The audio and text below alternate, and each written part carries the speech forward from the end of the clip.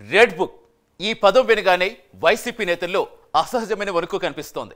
గత పాలనలో జరిగిన అన్యాయాలకు బాధితులు న్యాయం కోరుతున్న వేళ తప్పు చేసిన వారికి శిక్ష తప్పదు నినాదం కూటమి ప్రభుత్వంలో నిత్య భరోసాగా మారింది. డోంట్ వరీ, అంతా చట్టబద్ధంగా న్యాయబద్ధంగా జరుగుతుంది అనే మాటల్ని మంత్రి నారా లోకేష్ తరచూ బాధితులకు ధైర్యం నూరిపోస్తున్నారు. జైలు ఓచలు లెక్కబెట్టడం, కోర్టుల చుట్టూ తిరగడం, ప్రజాక్షేత్రంలో ఉండాల్సిన వారు చాటుబాటును జీవనం సాగించాల్సిన దుస్థితి, ఇవన్నీ గత పాలనలో జరిగిన దుర్వినియోగానికి అద్దం పడుతున్నాయి. తాజాగా మంత్రి నారా లోకేష్ మరోమారు తన పని తాను రెడ్ బుక్ చేస్తుందంటూ కీలక వ్యాఖ్యలు చేశారు. రాజకీయాలు భ్రష్టు పట్టించిన వారిని కేవలం శిక్షించడమే కాదు, జ్ఞానోదయం కలిగించేలా, ప్రజా న్యాయం స్థాపించేలా చర్యలు తీసుకోవడమే లక్ష్యంగా ఉంది. ఒక్కొక్కరి పని తేల్చడమేనా అన్నట్టుగా కూటమి పాలన సాగుతోంది. తప్పులు చేసిన నేతలను బెంబెలెత్తిస్తున్న ఆ విషయాలేంటో చూద్దాం.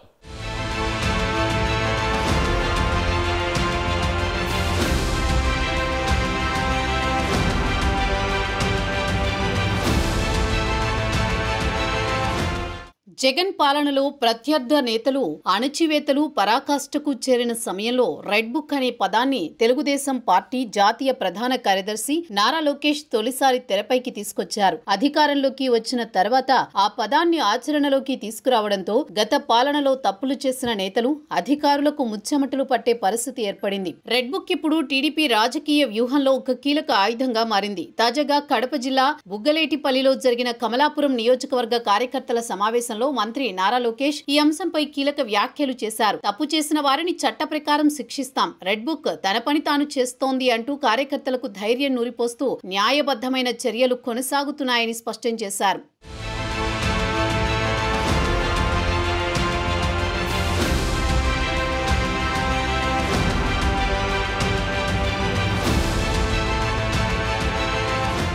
నారా లోకేష్ ప్రతిసారి కార్యకర్తలతో మాట్లాడినప్పుడు రెడ్ బుక్ అనే పదం ఆయన మాటల్లో ప్రతిధ్వనిస్తూనే ఉంది. ఇటీవల కడప జిల్లా కమలాపురం నియోజకవర్గంలో జరిగిన సమావేశంలో కార్యకర్తలు మా జిల్లాలో రెడ్ బుక్ అమలు కావడం లేదు అని ప్రస్తావించగా లోకేష్ స్పందిస్తూ ఎవరిని వదిలిపెట్టం, తప్పు చేసిన వారందరి కథను చట్ట ప్రకారం తేలుస్తామని దృఢంగా హామీ ఇచ్చారు. ఈ సందర్భంగా ఆయన గతంలో జరిగిన కొన్ని సంఘటనలను గుర్తు చేస్తూ నందం సుబ్బయ్య, తోట చంద్రయ్య హత్యలు, అలాగే చంద్రబాబును 53 రోజులు అక్రమంగా జైలులో పెట్టిన ఘటనలను ప్రస్తావించారు. నేను ఏదీ మర్చిపోలేదు అంటూ భావోద్వేగంగా స్పందించిన లోకేష్ వైకాపా దుష్ప్రచారాన్ని తిప్పికొట్టాలని, ప్రజల్లోకి వెళ్లి నిజాలు చెప్పాలని కార్యకర్తలకు పిలుపునిచ్చారు. రెడ్ బుక్ ను కేవలం రాజకీయ ఆయుధంగా కాక న్యాయబద్ధంగా తప్పు చేసిన వారిని శిక్షించే సాధనంగా ఉపయోగిస్తామని ఆయన స్పష్టంగా తెలిపారు.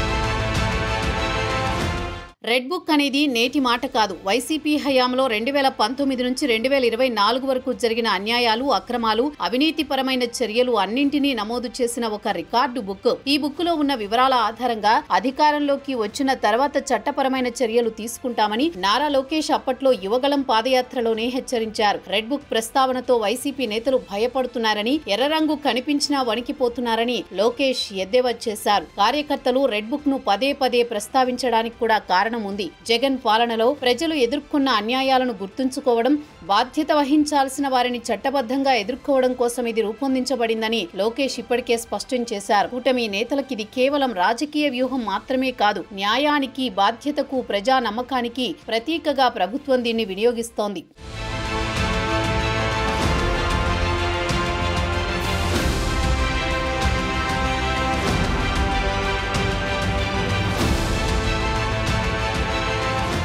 రెండు 2019 నుంచి 2024 వరకు జగన్మోహన్ రెడ్డి నేతృత్వంలోని వైసీపీ ప్రభుత్వం అధికారంలో ఉన్న సమయంలో టీడీపీ, జనసేన పార్టీలు ప్రధాన రాజకీయ ప్రత్యర్థులుగా నిలిచాయి. ఈ కాలంలో వైసీపీకి చెందిన కొంతమంది నేతలు ప్రత్యర్థులపై తీవ్ర విమర్శలు చేయడంలో ముందుండగా కొడాలి నాని, వల్లభనేని వంశీ, దాడిశెట్టి రాజా, పేర్ని నాని, అంబటి రాంబాబు, సజ్జల రామకృష్ణారెడ్డి వంటి నేతలు తరచూ మీడియా సమావేశాల్లో, బహిరంగ సభల్లో, సోషల్ మీడియా వేదికల్లో టీడీపీ అధినేత చంద్రబాబు నాయుడు, జనసేన అధినేత పవన్ కళ్యాణ్ పై వ్యక్తిగత స్థాయిలో అసహ్యకరమైన వ్యాఖ్యలు చేశారు. కొడాలి నాని తన పదునైన భాషతో వాగ్ధాటితో ప్రత్యర్థులపై ఎద్దేవా చేయడంలో ప్రత్యేకంగా నిలిచారు. అలాగే అంబటి రాంబాబు కూడా రాజకీయ విమర్శలకు పదునైన వ్యాఖ్యలతో చురుగ్గా పాల్గొనేవారు. ఈ వ్యాఖ్యలు కొన్నిసార్లు వ్యక్తిగతంగా కుటుంబ సభ్యులను సైతం రోడ్డు మీదకు లాగే స్థాయికి చేరాయి. ముఖ్యంగా ఎన్నికల సమయాల్లో బహిరంగ సభల్లో ప్రత్యర్థులపై తీవ్ర విమర్శలు చేయడం ద్వారా నాటి రాష్ట్ర రాజకీయాల్లో వేడిని మరింత పెంచేలా చేసింది.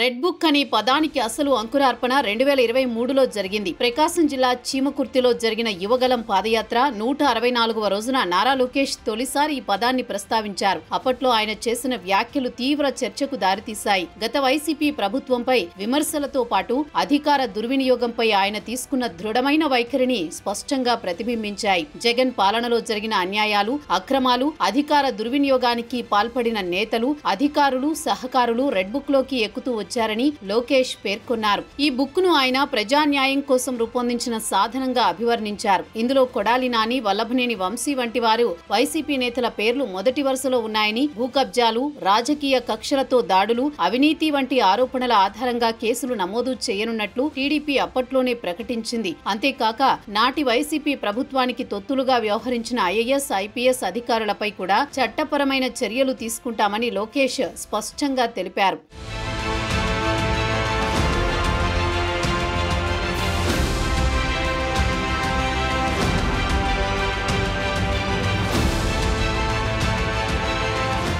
రెడ్ బుక్ అనే పదాన్ని ప్రస్తావించడానికి కారణాలు తక్కువవిగా లేవు. గత వైసీపీ ప్రభుత్వ హయాంలో జరిగిన దారుణ ఘటనలు, రాజకీయ అణచివేతలు, కార్యకర్తలపై జరిగిన హింసాత్మక దాడులు ఈ పదానికి ప్రాధాన్యతను కల్పించాయి. 2019 నుంచి 2024 మధ్య కాలంలో ఆంధ్రప్రదేశ్లో రాజకీయ ఉద్రిక్తతలు తీవ్రంగా పెరిగిన నేపథ్యంలో టీడీపీ, జనసేన పార్టీకి చెందిన పలువురు కార్యకర్తలు దారుణ హత్యలకు గురయ్యారు. ఈ హత్యలు ప్రధానంగా పాలనా అధికారం కోసం, స్థానిక ఆధిపత్య పోరుతో ఎన్నికల సమయంలో ఏర్పడిన వర్గ విభేదాల నేపథ్యంలో చోటు చేసుకున్నాయి. వైసీపీ ఓటమి అనంతరం కూడా ఈ హింస కొనసాగింది. 2024లో కర్నూలు జిల్లా వెల్దుర్తి మండలానికి చెందిన టీడీపీ కార్యకర్త గిరినాథ్ చౌదరిని గుర్తు తెలియని దుండగులు వేట కొడవలతో దాడి చేసి హత్య చేశారు. అతని సోదరుడు కూడా తీవ్రంగా గాయపడ్డాడు. 2025 మార్చిలో కర్నూలు నగరంలోని షరీఫ్ నగర్లో టీడీపీ నేత సంజన్నను పథకం ప్రకారం దాడి చేసి హత్య చేశారు. అదేవిధంగా పల్నాడు జిల్లా మాచర్ల నియోజకవర్గంలో టీడీపీకి చెందిన జవిశెట్టి వెంకటేశ్వర్లు, కోటేశ్వరరావు అనే అన్నదమ్ములను కారుతో ఢీకొట్టి హత్య చేశారు. ఈ హత్యలు స్థానిక ఫ్యాక్షన్ రాజకీయాలు, పార్టీ అంతర్గత విభేదాలు, వర్గపోరే కారణంగా జరిగాయని విశ్లేషకులు చెబుతున్నారు. ఇలాంటివి ఇంకా ఎన్నో ఉన్నాయి. అందుకే రెడ్ బుక్ అనే పదం కేవలం రాజకీయ నినాదం కాక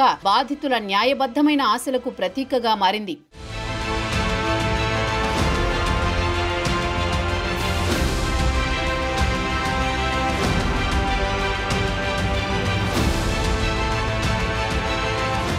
వైసీపీ హయాంలో రెచ్చిపోయిన నేతల లెక్కలన్నింటినీ ఒక్కొక్కటిగా తేల్చే పనిలో కూటమి ప్రభుత్వం నిమగ్నమైంది. ఇప్పటికే కొంతమంది జైలు ఊచలు లెక్కబెట్టారు. మరికొందరు కోర్టులు, కేసుల్లో వాయిదాల మధ్య నడుస్తున్నారు. ఆరోపణలు ఎదుర్కొంటున్న వైసీపీ నేతలు తలదాచుకునే పరిస్థితుల్లోకి చేరడంతో రాజకీయ వాతావరణం మరింత ఉద్రిక్తంగా మారింది. ఈ నేపథ్యంలో వైసీపీ అధినేత జగన్మోహన్ రెడ్డి రెడ్ బుక్ పై తీవ్ర వ్యాఖ్యలు చేశారు. ఇది దుర్మార్గమైన రెడ్ బుక్ పాలన అంటూ ఘాటుగా విమర్శించిన ఆయన ప్రజల జీవితాలు నరకంగా మారిపోయాయని, ప్రభుత్వం ప్రజాస్వామ్య వ్యవస్థలను దెబ్బతీస్తుందని, రాజ్యాంగం మనుగడే ప్రశ్నార్థకంగా మారిందని అభిప్రాయపడ్డారు. రెడ్ బుక్ రాజ్యాంగం నడుస్తోంది అంటూ రాష్ట్రంలో భయానక పరిస్థితులు ఏర్పడ్డాయని వ్యాఖ్యానించారు. అంతేకాక కూటమి పాలనను ప్రజా వ్యతిరేక పాలనకు ప్రతీకగా అభివర్ణించారు.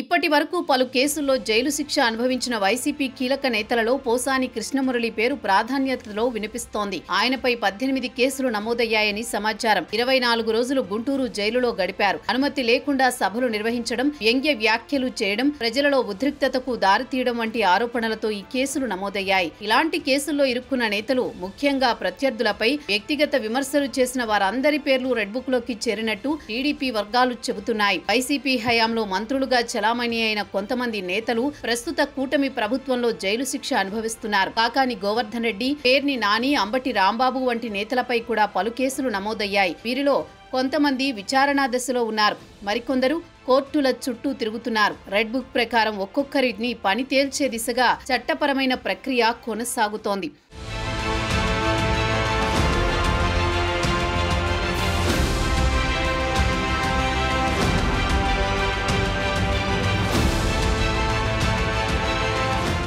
అందితే జుట్టు అందకపోతే కాళ్ళు అన్న సామెత అందరికీ తెలిసినదే. కానీ కూటమి ప్రభుత్వం రాకతో వైసీపీ హయాంలో చెలరేగిన కొడాలి నాని ఇష్యూలో ఈ సామెతకు ఇప్పుడు కొత్త అర్థం ఏర్పడింది. గతంలో పదునైన మాటలతో ప్రత్యర్థులపై విరుచుకుపడిన ఆయన ప్రస్తుతం ఉలుకు పలుకు లేకుండా సైలెంట్ అయిపోయారు. అనారోగ్యాన్ని కారణంగా చూపిస్తూ చట్టపరమైన విచారణల నుంచి తప్పించుకునే ప్రయత్నాలు నేటికీ కొనసాగుతున్నాయి. జగన్ హయాంలో మంత్రిగా పనిచేసిన కొడాలి వైసీపీలో గుట్కా నేతగా గుర్తింపు పొందారు. నోరు తెరిస్తే చాలు అసభ్యకర వ్యాఖ్యలు దొర్లుకుంటూ వచ్చేవి. 2019-24 మధ్యకాలంలో ఆయన చేసిన వ్యాఖ్యలు రాజకీయంగా తీవ్ర దుమారాన్ని రేపాయి. ముఖ్యంగా చంద్రబాబు నాయుడు, పవన్ కళ్యాణ్, నారా లోకేష్ వంటి నేతలపై సోషల్ మీడియా వేదికల్లో, మీడియా సమావేశాల్లో వ్యక్తిగత స్థాయిలో చేసిన విమర్శలు తీవ్ర విమర్శలకు గురయ్యాయి.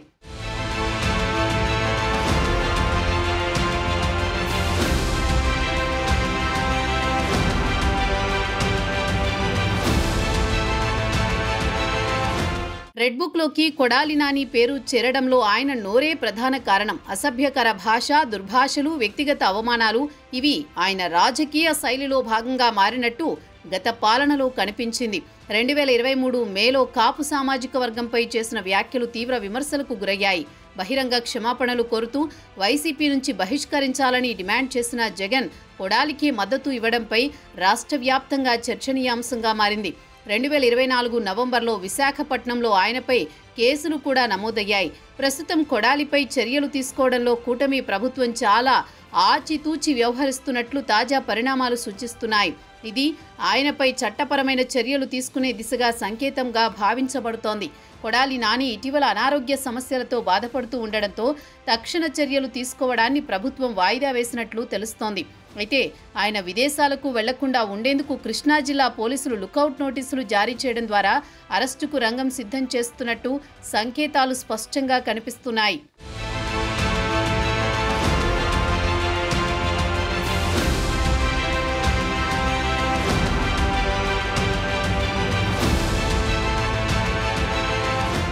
వైసీపీ నేతలైన జోగి రమేష్, వల్లభనేని వంశీ జైలు పాలు కావడం రాష్ట్ర రాజకీయాల్లో తీవ్ర చర్చకు దారితీసింది. వల్లభనేని వంశీపై నకిలీ ఇళ్ల పట్టాలు, అక్రమ మైనింగ్, భూ ఆక్రమణ, గన్నవరం టీడీపీ కార్యాలయంపై దాడి వంటి ఆరోపణలతో మొత్తం 11 కేసులు నమోదయ్యాయి. ఈ కేసుల నేపథ్యంలో ఆయన 137 రోజుల పాటు విజయవాడ సబ్ జైల్లో రిమాండ్లో ఉన్నారు. ఇక జోగి రమేష్ కూడా వైసీపీ పాలనలో రెచ్చిపోయిన నేతల్లో ఒకరుగా గుర్తింపు పొందారు. అనుమతి లేకుండా సభలు నిర్వహించడం, నిరసన ర్యాలీలు, పోలీసులతో వాగ్వాదం వంటి ఆరోపణలతో ఆయనపై కేసులు నమోదయ్యాయి. జగన్ హయాంలో మాచర్లలో చోటు చేసుకున్న తురకా కిషోర్ ఘటన రాష్ట్ర చరిత్రలో ఓ భయానక సంఘటనగా నిలిచింది.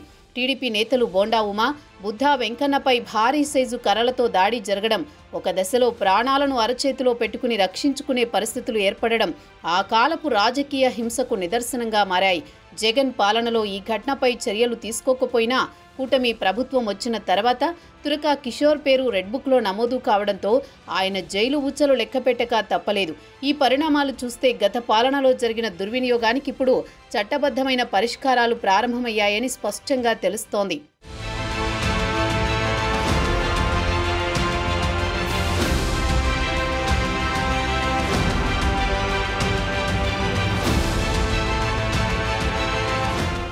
గత ప్రభుత్వ హయాంలో రెచ్చిపోయిన వైసీపీ నేతల జాబితాలో అంబటి రాంబాబు పేరు తప్పకుండా ప్రస్తావించాల్సిందే.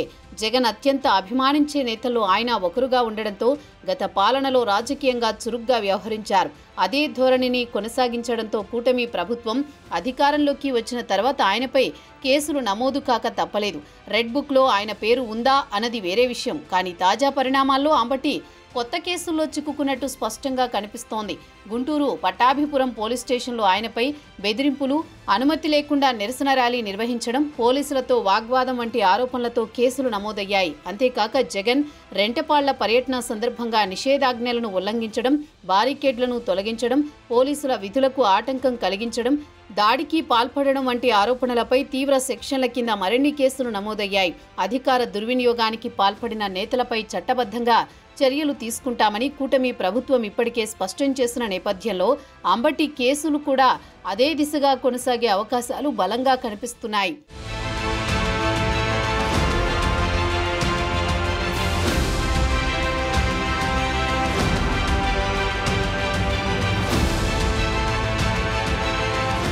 రెడ్ బుక్ అనేది భయపెట్టే బూచీ కాదు. ఇది గాడి తప్పిన వ్యవస్థలను సక్రమ మార్గంలోకి తీసుకురావడానికి రూపొందించిన ప్రజా న్యాయ సాధనం. నారా లోకేష్ యువగలం పాదయాత్రలోనే ఈ విషయాన్ని స్పష్టంగా చెప్పారు. ఇది కేవలం ప్రతీకార చర్య కాదు, బాధ్యత వహించాల్సిన వారిపై చట్టబద్ధంగా చర్యలు తీసుకునే సంకేతమని వివరించారు. ఈ నేపథ్యంలో రెడ్ బుక్ అనే పదం టీడీపీ రాజకీయ వ్యూహంలో ఒక శక్తివంతమైన ప్రతీకగా మారింది.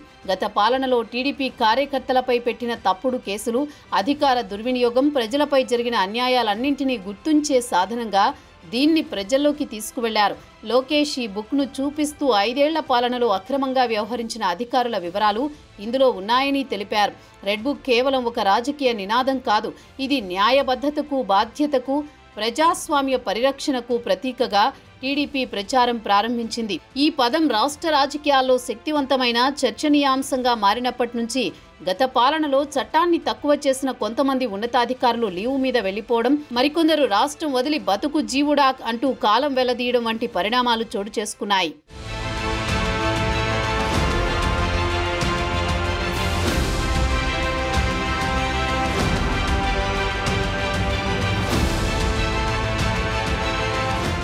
రెడ్ బుక్ ఇది కేవలం ప్రతీకారానికి రూపం కాదు, ప్రజా న్యాయానికి మార్గదర్శకంగా రూపొందించిన శక్తివంతమైన సాధనం. గత ప్రభుత్వ హయాంలో జరిగిన అన్యాయాలు, అక్రమాలు, అధికార దుర్వినియోగం, రాజకీయ హింస అన్నింటికీ పరిష్కారమనే చెప్పాలి. బాధితులకు ధైర్యం, ప్రజలకు నమ్మకం కలిగించే ప్రయత్నం ఇప్పటికే జరిగింది. రెడ్ బుక్ అనేది బూచీ కాదు, గాడి తప్పిన వ్యవస్థలు సరిచేసే ప్రయత్నం. నేతల పరాకాష్ఠకు, అధికార దుర్వినియోగానికి పాల్పడిన వారిపై చట్టబద్ధంగా చర్యలు తీసుకునే సంకేతంగా రెడ్ బుక్ మారింది. ఈ పదం ఇప్పుడు కూటమి ప్రభుత్వంలో కేవలం రాజకీయ వ్యూహంలా కాకుండా బాధ్యతకు, న్యాయానికి, ప్రజాస్వామ్య పరిరక్షణకు ప్రతీకగా నిలుస్తుంది. ఒక్కొక్కరు పని తేలుతున్న ఈ దశలో రెడ్ బుక్ తన పని తాను చేసుకుంటూ వెళుతుంది. మరి ఈ లిస్టులో చేరే కొత్త నేతలు, ఇప్పటికే ఉన్న మరికొందరి భవితవ్యం ఎలా ఉంటుందో తెలియాలంటే వేచి చూడాల్సిందే.